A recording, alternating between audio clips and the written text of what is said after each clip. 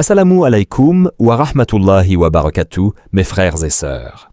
Bienvenue sur la voie du rappel, la chaîne qui vous guide vers Allah Azzawajal en partageant des rappels sincères, des versets coraniques et des hadiths prophétiques. Il existe dans notre foi des paroles qui, si on les prononce avec le cœur, bouleversent tout. Pas seulement notre humeur du moment, mais notre vision de la vie, notre rapport aux épreuves et à la réussite. Des mots qui, en apparence, semblent simples, mais qui sont en réalité de véritables clés célestes.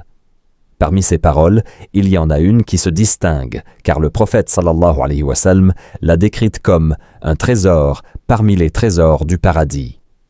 Imagine un instant, tu es au paradis, là où les rivières coulent sous des palais de lumière, là où aucune douleur ne touche ton cœur, là où chaque instant est un émerveillement. Et au détour d'un chemin, tu découvres un trésor, pas un coffre de bijoux, pas une montagne d'or, mais un cadeau spirituel, un honneur qu'Allah a réservé à ses serviteurs. Et le prophète sallallahu alayhi wa sallam te dit, ce trésor, tu pouvais déjà l'avoir sur terre, simplement en prononçant ces mots. Ces mots ne sont pas qu'une formule à répéter machinalement.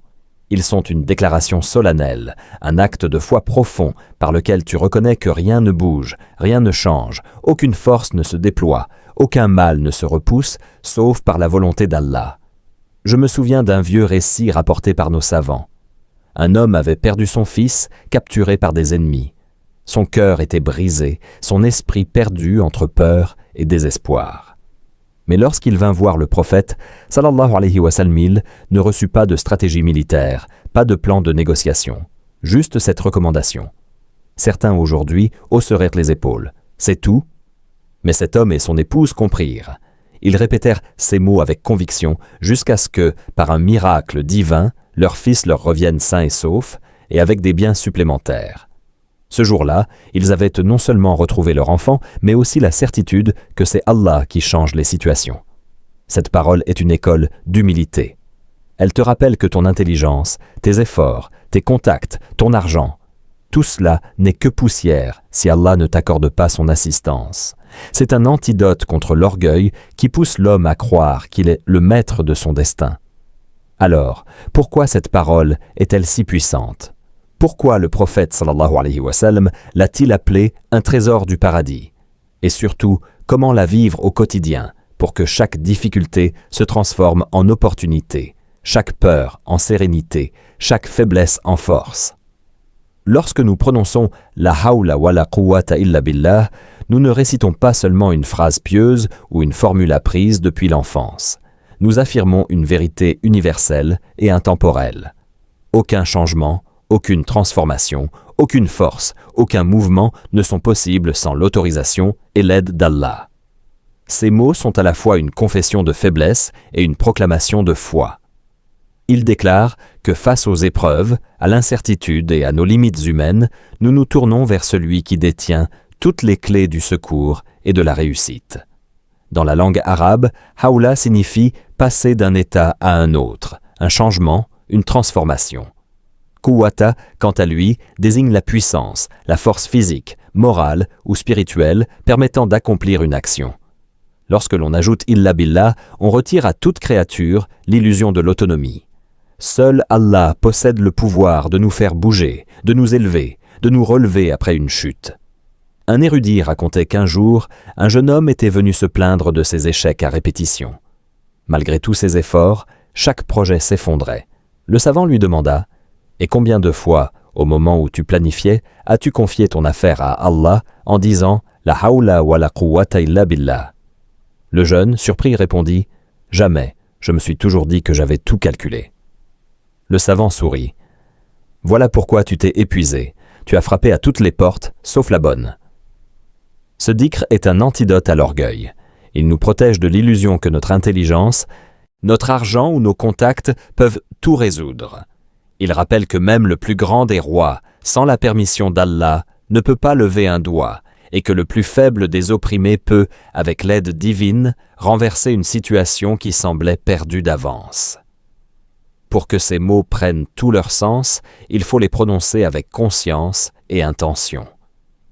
Pas comme une habitude automatique, mais comme une clé que l'on insère dans la serrure de la miséricorde divine.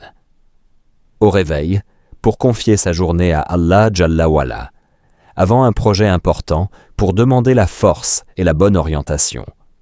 Dans les moments d'impuissance, pour accepter ses limites et appeler à l'aide celui qui n'a pas de limites. Comment la vivre au quotidien?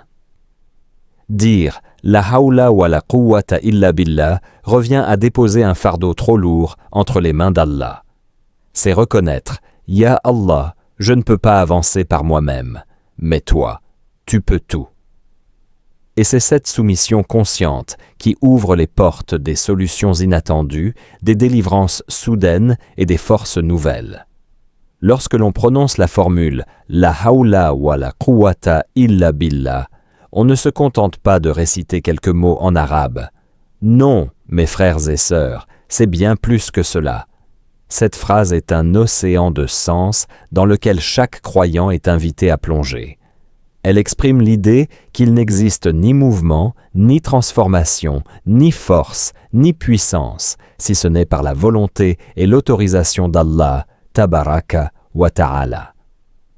Ce n'est pas une simple figure de style, c'est une déclaration de dépendance totale envers notre Seigneur, un aveu d'impuissance face à sa grandeur et un cri de confiance envers sa miséricorde infinie.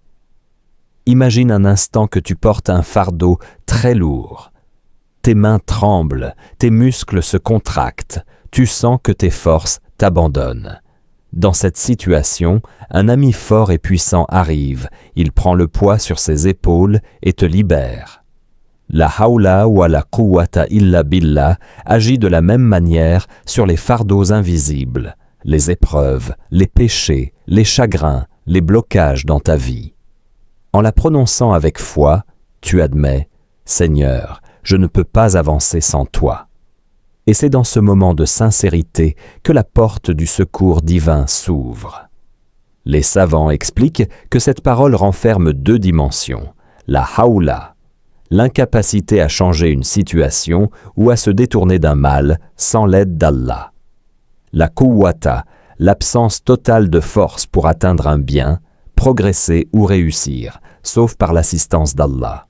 Autrement dit, même si tu as les moyens matériels, même si tu as un plan parfait, même si tu penses tout contrôler, sans la permission d'Allah, rien ne se concrétise. C'est pour cela que cette formule est un rappel constant de notre faiblesse, mais aussi de la puissance illimitée de celui qui nous a créés. Prenons une anecdote. Un marchand musulman, connu pour sa piété, avait pour habitude de répéter la hawla wa la quwwata illa billah avant chaque ouverture de boutique. Un jour, un incendie ravagea le marché, détruisant plusieurs commerces. Miraculeusement, son échoppe resta intacte. Les gens vinrent lui demander « Quel est ton secret ?» Il répondit « Je n'ai pas de secret, seulement une certitude. Chaque jour, je confie mes affaires à Allah en prononçant cette parole, car lui seul protège et préserve. » Ce n'est pas une formule magique, c'est une foi vivante, une reliance permanente. Alors, lorsque tu dis la hawla wa la quwwata illa billah, ne le fais pas machinalement. Saisis la profondeur de ce que tu affirmes. Tu es en train de déposer ton ego, tes forces, tes projets, tes ambitions et même tes craintes dans les mains du Créateur des cieux et de la terre. C'est cette conscience-là qui transforme ta vie. Et souviens-toi, plus tu lis cette formule à la compréhension et à la sincérité, plus elle devient pour toi un bouclier contre les difficultés et un tremplin vers le succès, ici-bas et dans l'au-delà. Pour bien comprendre la puissance de la hawla wa la quwwata illa billah, il faut remonter à la parole la plus importante de l'islam, la ilaha illallah. Cette déclaration d'unicité, il n'y a de divinité digne d'adoration qu'Allah, est le cœur de notre foi. Et la hawla wa la quwwata illa billah n'est rien d'autre qu'une extension pratique de ce principe fondamental. Elle en est le prolongement dans nos vies quotidiennes. Quand tu dis la ilaha illallah, tu affirmes que personne ne mérite ton adoration, ta soumission et ta confiance absolue en dehors d'Allah. Quand tu dis « La hawla wa la quwwata illa billah », tu mets cette conviction en action. Tu reconnais que même pour adorer Allah, pour t'éloigner du péché, pour persévérer dans le bien, tu dépends totalement de lui. En d'autres termes, la première phrase est la clé qui ouvre la porte de la foi, et la deuxième est le moteur qui te permet d'avancer à l'intérieur. Le prophète sallallahu alayhi wa sallam a rappelé que la ilaha illallah commence par une négation, la ilaha, il n'y a pas de divinité, et se termine par une affirmation, illallah, sauf Allah. Cette structure est puissante. Elle nettoie d'abord le cœur de toutes les fausses croyances, puis elle le remplit de la vérité. Et la hawla wa la quwwata illa billah suit le même schéma. D'abord la négation, la hawla wa la quwwata, il n'y a ni changement ni force, puis l'affirmation, illa billah, sauf par Allah. Imagine que tu es dans une salle remplie de bruit et de distractions. Tu veux écouter une voix précise, mais tu ne peux pas tant que tout ce vacarme est là. Alors, tu éteins toutes les sources de bruit, négation, puis tu augmentes le volume de la voix que tu veux entendre, affirmation. C'est exactement ce que font ces deux formules. Elles retirent ce qui te détourne d'Allah et mettent en lumière ce qui te rapproche de lui. Il faut aussi comprendre que dans la ilaha illallah, comme dans la hawla wa la quwwata illa billah, il y a une humilité profonde. Tu déclares « Je ne suis rien sans toi, Seigneur ». Et cette posture est en réalité une source de puissance, car plus tu reconnais ta faiblesse devant Allah, plus il t'accorde sa force. Plus tu admettras que tu n'es qu'une créature dépendante, plus il te fera goûter à l'autonomie spirituelle, celle qui te permet de rester debout dans la tempête. Je me souviens d'un récit d'un savant qui expliquait à ses élèves « Celui qui prononce la ilaha illallah entre dans un château protégé. Celui qui vit avec la hawla wa la quwwata illa billah y verrouille toutes les portes. » Cette image est forte. L'unicité d'Allah t'amène dans la sécurité. La reconnaissance de ta dépendance à sa force te garde à l'abri. Alors, quand tu relis ces deux paroles, tu comprends que tu tiens un fil solide qui t'attache au trône d'Allah. Et peu importe combien le vent souffle fort dans ta vie, ce fil ne se rompra pas tant que tu t'y accroches avec foi et certitude. L'une des erreurs les plus répandues chez beaucoup de croyants, c'est de penser, parfois inconsciemment, qu'ils sont à l'origine directe de leur réussite. Quand on obtient un emploi, qu'on surmonte une épreuve, qu'on réussit un projet, on a tendance à se dire « c'est grâce à mon travail, mon intelligence, mes efforts ». Et bien que l'islam valorise l'effort et la planification, il nous rappelle aussi que tout cela ne produit aucun effet sans la permission d'Allah. C'est là qu'intervient la hawla wa la quwwata illa billah. Cette formule détruit l'illusion de l'autosuffisance. Elle remet à sa place notre ego, qui veut parfois s'attribuer le mérite, et elle replace le succès dans la réalité. Tout vient d'Allah, et rien ne se produit sans lui. Un savant expliquait ainsi, « Si tu lèves ton pied pour faire un pas vers le bien, c'est Allah qui t'a donné la force de le lever. Et si tu l'abaisses pour marcher, c'est lui qui t'a permis d'accomplir l'action.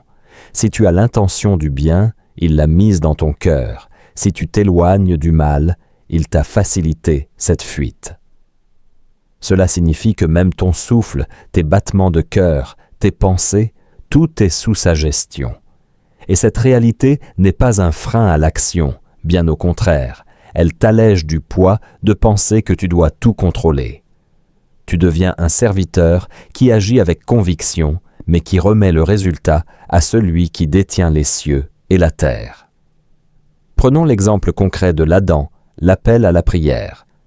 Quand le mu'adhin dit « Hayya ala salah » venez à la prière, et « Hayya ala al-falah » venez au succès, notre réponse prescrite est « La hawla wa la quwwata illa billah ». Ce n'est pas une simple répétition rituelle, c'est une déclaration profonde. Je n'ai pas la capacité d'accomplir la prière, de venir jusqu'à la mosquée, de me concentrer, sauf si Allah m'accorde sa force. C'est un acte d'humilité, mais aussi un acte de lucidité. Tu reconnais que ta réussite spirituelle ne vient pas de ton réveil matin ou de ta bonne organisation, mais d'Allah qui t'a donné l'énergie, l'envie et l'opportunité. Quand tu prononces cette formule avec conscience, tu ressens un apaisement immédiat.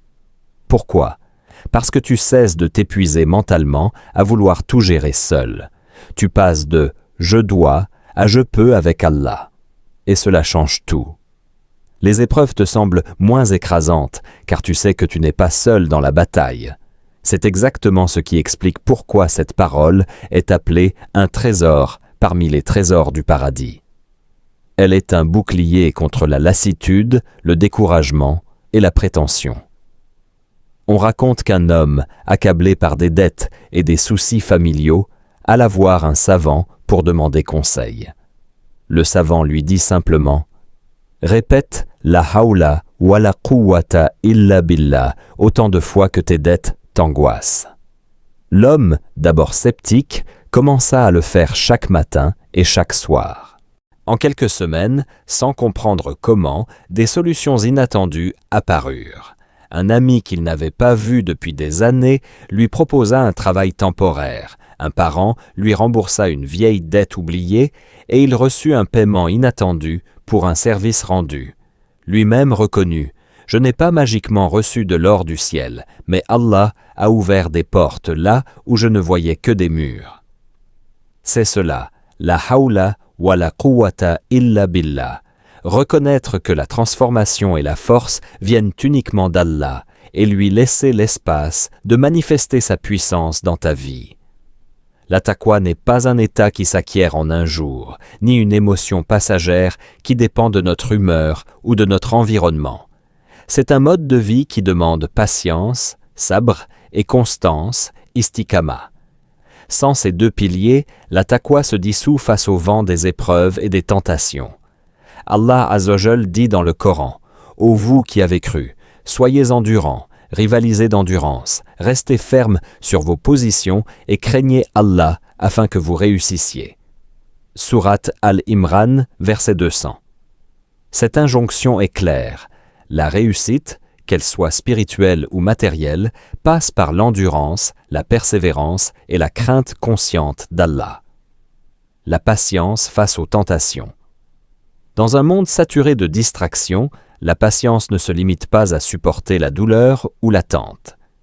C'est aussi savoir se retenir face au péché, même lorsque tout semble nous pousser à le commettre.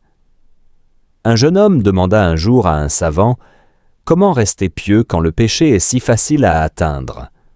Le savant répondit « Souviens-toi que la facilité d'un péché est un test, pas une permission. » Cette réponse montre que chaque moment où l'on dit « non » à une tentation est une victoire silencieuse qui renforce la taqwa. La constance dans les petites actions. Beaucoup pensent que la piété se mesure aux grandes œuvres spectaculaires. Or, le prophète sallallahu alayhi wa sallam a dit « L'action la plus aimée d'Allah est celle qui est régulière, même si elle est petite. » Bukhari et Muslim.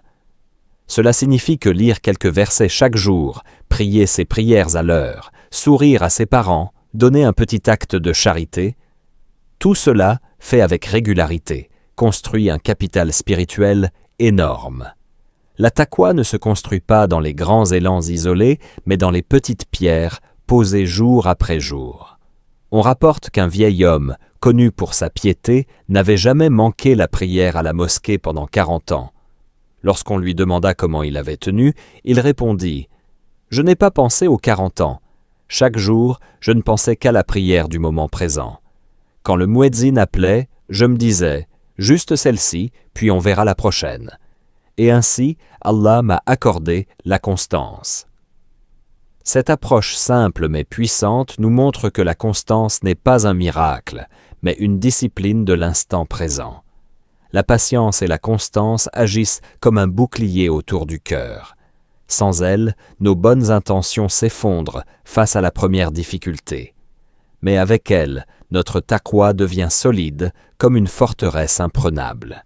C'est pourquoi Allah promet, certes, Allah est avec les endurants. Sourate Al-Baqarah, verset 153. Quand Allah est avec toi, cela signifie qu'il te protège, te guide et t'ouvre des portes là où tu ne voyais que des murs. La taqwa n'est pas seulement un sentiment de crainte ou un ensemble d'actions, c'est aussi un état de confiance absolue en Allah, connu sous le nom de tawakkul. Le tawakkul, c'est croire fermement que, quelles que soient les circonstances, Allah contrôle tout et que rien ne peut arriver sans sa permission. Allah Jalla wa Ala dit dans le Coran « Et quiconque place sa confiance en Allah, il lui suffit ». Sourate At-Talaq, verset 3. Cette phrase est d'une puissance immense. Allah lui suffit. Cela signifie que si tu as Allah, tu as tout ce dont tu as besoin. Comprendre le vrai tawakkul. Le tawakkul n'est pas de l'inaction. Il ne s'agit pas de rester passif en attendant que les choses tombent du ciel. Le prophète sallallahu alayhi wa sallam a parfaitement illustré cela dans un hadith rapporté par Tirmidhi. Attache d'abord ton chameau, puis place ta confiance en Allah. Cela montre qu'il faut faire toutes les causes possibles, travailler, se soigner, chercher des solutions, puis confier le résultat final à Allah. Une anecdote frappante. Un compagnon, Abu Umama, était assis à la mosquée, accablé par les dettes. Le prophète lui demanda « Pourquoi restes-tu assis ici à cette heure ?» Il répondit « La tristesse et les dettes m'ont submergé. » Le prophète sallallahu alayhi wa sallam lui enseigna alors une invocation. « Ô Allah, je cherche refuge auprès de toi contre l'angoisse et la tristesse, contre l'incapacité et la paresse, contre la lâcheté et l'avarice, et contre le poids de la dette et la domination des hommes. » Abu Umama dit que dès qu'il commença à la répéter avec foi, Allah lui facilita le remboursement de ses dettes et dissipa sa tristesse. Cela illustre que le tawakkul n'est pas une simple pensée positive, mais un état de reliance concrète, renforcé par le dhikr et l'invocation. Le tawakkul dans les moments de crise. Regardons l'histoire du prophète sallallahu alayhi wa sallam lors de la hijra, l'émigration vers Médine. Lui et Abu Bakr se cachèrent dans la grotte de Thawr, tandis que leurs ennemis les cherchaient. Abu Bakr, inquiet, dit « S'ils regardaient à leurs pieds, ils nous verraient. » Le prophète le bien-aimé sallallahu alayhi wa sallam répondit calmement « Ne t'attriste pas, certes, Allah est avec nous. » Sourate At-Tawbah, verset 40. Cette confiance absolue, même face à un danger imminent, montre que le tawakkul n'efface pas la peur humaine, mais la remplace par la certitude que le plan d'Allah est parfait. Le lien entre tawakkul et taqwa sans tawakkul, la taqwa reste fragile. La piété doit s'accompagner d'une confiance totale en Allah, sinon elle se transforme en anxiété permanente. Allah promet, et quiconque craint Allah, il lui donnera une issue favorable et lui accordera une subsistance d'où il ne s'attend pas. Sourate At-Talaq, versets 2 à 3. C'est le mariage parfait entre taqwa et tawakkul.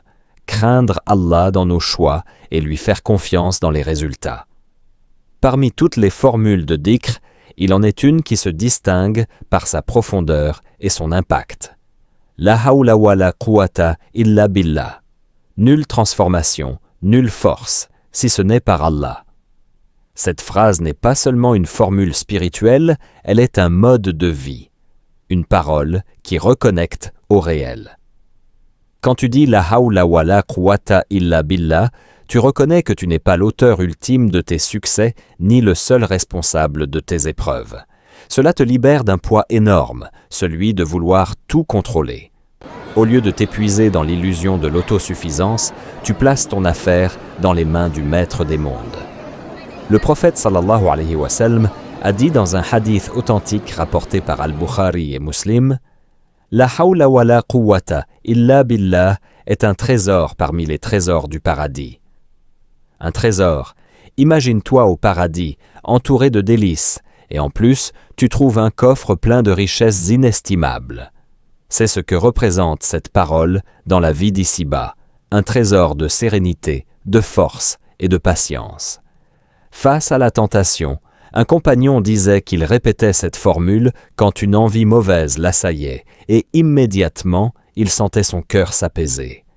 Face à l'impuissance, l'histoire rapportée par Ibn Kathir et Al-Qurtubi à propos du compagnon dont le fils avait été capturé est frappante. En répétant cette parole avec sa femme, non seulement leur fils revint sain et sauf, mais il ramena des biens avec lui. Allah transforma une épreuve en bénédiction.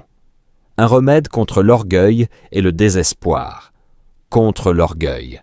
Quand tu réussis, tu te rappelles que la force ne vient pas de toi. Cela te garde humble. Contre le désespoir. Quand tu échoues ou que tu es accablé, tu te rappelles que la transformation est possible à tout instant si Allah le veut.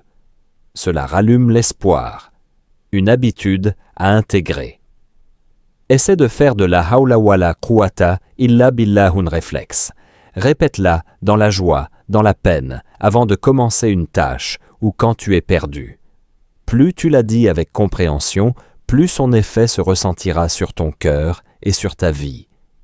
Si le prophète sallallahu alayhi wa sallam a qualifié la hawla wala quwwata illa billah de trésor parmi les trésors du paradis, ce n'est pas une formule poétique, mais une réalité spirituelle d'une profondeur incroyable. Cette parole est un sésame. Elle ouvre non seulement ton cœur à la reliance totale envers Allah, mais elle ouvre aussi, par sa permission, une porte du paradis réservée à ceux qui l'ont vécu pleinement. Un trésor dans un trésor. Imagine, le paradis en lui-même est déjà un lieu de perfection absolue, de paix et de bonheur éternel. Et voilà qu'Allah t'offre dans cet endroit un trésor supplémentaire. Le prophète sallallahu alayhi wa sallam nous décrit cette kalima comme étant « sous le trône du tout miséricordieux ». Cela signifie qu'Allah lui a accordé une importance immense, au point qu'elle soit associée au plus haut symbole de sa majesté. La parole des épreuves et des délivrances. Dans les moments où tout semble fermé, cette formule agit comme une clé. Elle déverrouille des issues que toi-même n'avais pas imaginées. Rappelle-toi l'histoire du compagnon dont le fils avait été capturé, une situation humainement désespérée, retournée en victoire et en gain par la répétition sincère de cette parole. C'est une application concrète de la promesse coranique. Et quiconque craint Allah, il lui donnera une issue favorable et lui accordera sa subsistance d'où il ne s'y attend pas. Sourate At-Talaq, versets 2 à 3. Une invitation à la modestie et à la gratitude. Prononcer la hawla wala quwwata illa billah t'éduque à reconnaître que tu n'es qu'une cause et que le résultat ne vient que d'Allah. Cela évite que la réussite te monte à la tête et cela t'empêche aussi de désespérer quand les choses semblent échouer. Dans les deux cas, ton cœur reste équilibré et ancré dans le tawakkul, l'abandon confiant à Allah. Un conseil pratique, ne réserve pas cette formule au moment de crise. Utilise-la aussi quand tout va bien. Ainsi, elle deviendra une habitude, et le jour où tu seras secoué par une épreuve, elle sortira naturellement de ta bouche, avec sincérité et force. En parcourant ce développement, nous avons vu que la hawla wala quwwata illa billah n'est pas une simple formule à réciter distraitement. C'est une clé spirituelle, un trésor parmi les trésors du paradis, une déclaration d'abandon total et confiant envers Allah. Elle est l'expression concrète de notre incapacité à changer quoi que ce soit sans sa permission et de notre reconnaissance que toute force, toute puissance et toute transformation viennent de lui seul. Dans les moments de joie, comme dans les épreuves les plus sombres, elle nous rappelle que nous ne sommes que des causes et qu'Allah est le maître absolu des causes et des effets. L'histoire des compagnons, la sagesse des versets et les enseignements prophétiques nous montrent que celui qui prononce cette parole avec certitude, compréhension et sincérité voit ses portes s'ouvrir, ses difficultés se transformer et ses péchés effacés, parfois plus rapidement qu'il ne l'aurait imaginé. La hawla wala quwwata illa billah est une école de patience, une leçon de modestie et un outil de victoire. Elle agit sur notre cœur en apaisant l'angoisse, sur notre esprit en renforçant la foi et sur notre vie en apportant les issues qu'Allah promet à ceux qui le craignent. Alors, fais-en ta compagne quotidienne, au réveil, dans la voiture, en marchant, avant un effort, dans la prière et même dans les moments où tout semble perdu.